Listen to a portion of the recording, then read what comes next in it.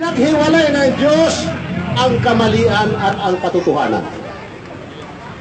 Pinaghiwalay niya para malaman natin nasaan bang mali, nasaan ang tama.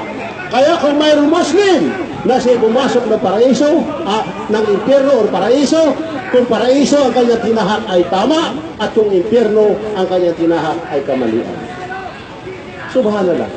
Kaya makikita natin sa mga Muslim, ano man ang kanyang kulay, ano man ang kanyang anyo o katangian sa buhay, ano man ang kanyang wika na ginamit, o saan man lupalop siya ng mundo at mula, kapag siya'y Muslim, iisa lamang ang kanyang tawag na kanyang Diyos, siya'y si Allah.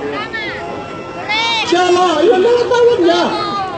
Kahit siya'y Negro, Amerikano, Russian, Filipino, Bisaya, waraan man ang iyong ginamit na wika. Si Allah lamang ang kanyang tatawagin na pangalan. At kung siya'y magdasal, iisa lamang ang kanyang hinaharapan. Doon lamang sa nakaharap, lahat ng mga Muslim sa buong mundo. At iisa lamang ang pamamaraan ng kanyang pananampalataya. Wala silang pinagkaiba-iba at hindi sila nagsikta-sikta na tulad natin mga Kristiyano.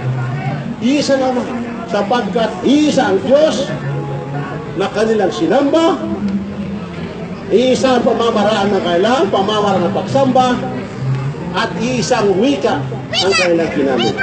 Yun ang tunay na pagkakaisa.